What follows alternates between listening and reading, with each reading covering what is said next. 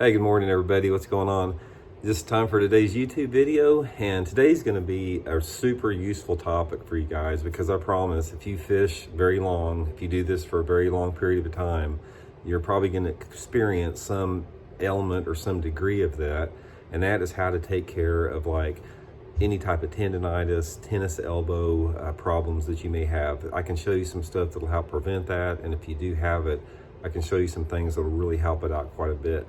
So it's going to be interesting. So before we get started with that, a couple different things. Tomorrow night, starting at 7 o'clock, Johnny and I have our weekly podcast.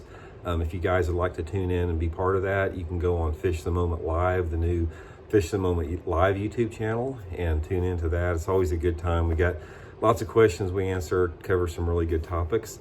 And also this Thursday, I think there's still a few slots left. Johnny and I have our virtual seminar on pre-spawn patterns. So if you're interested in that, you can go to fishthemoment.com and sign up. I think Johnny opened it up for a few more people. We're going to cover everything about pre-spawn fishing that you need to know. It's going to be a really good time on that. That's going to be from 6 o'clock to 9 this Thursday. So anyway, let's talk a little bit about this whole tennis elbow tendonitis type deal. Bass fishing, like I said, it does not get the credit for how physically taxing it is on somebody's body. And a lot of times, you know, in a course of a day's time, you'll make like 3,000 casts, and it's the same repetitive motion.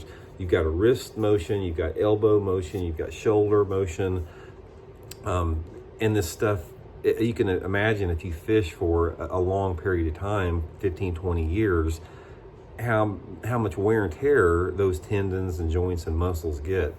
And, you know, there's been a lot of fishermen out there that have had surgery for tendonitis and that type of stuff, and they've been laid up for it. Some guys have to quit using bait casters and use spinning rods or spinning tackle all the time.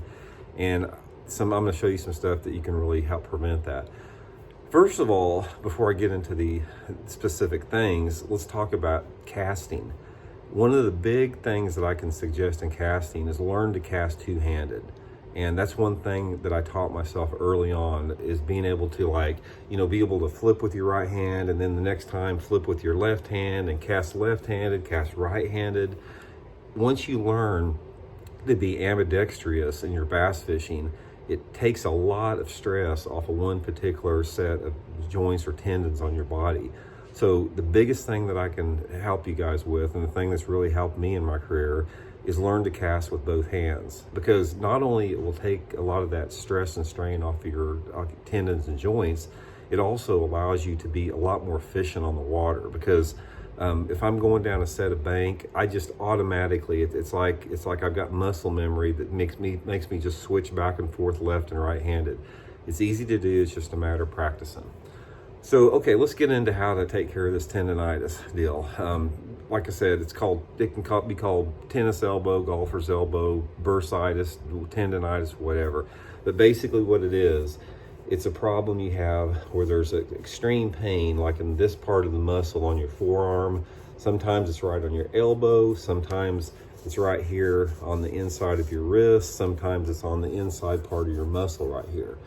Here's what you need to do, and here's what I do, every single day. It's part of my routine. It's a stretching exercise that will help prevent this and fix it a lot of times if you have that problem.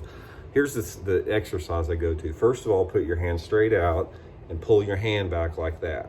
And just put as much pressure as you can on it, just like that. And I'll do that for probably, 10 seconds like that. And that stretches this whole muscle out underneath here like that. Second thing you do is pull it underneath and start stretching it out like that. And this stretches out all these muscles along the top and even the bottom here.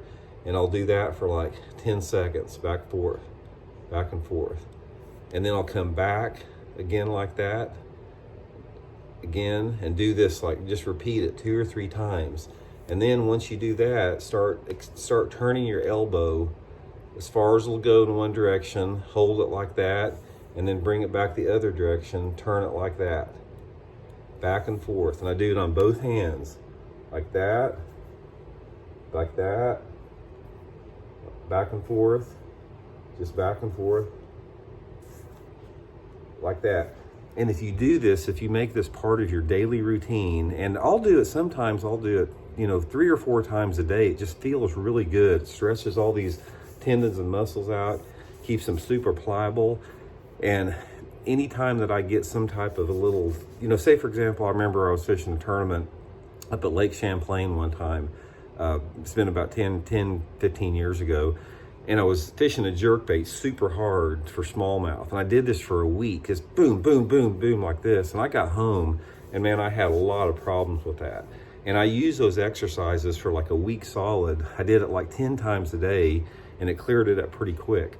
Another thing that you guys can do, if you have say for example, you have a real bad case of that and the stretching exercises are just not working, one of the things I would highly recommend is acupuncture. Acupuncture is highly, highly effective for this type of problem here.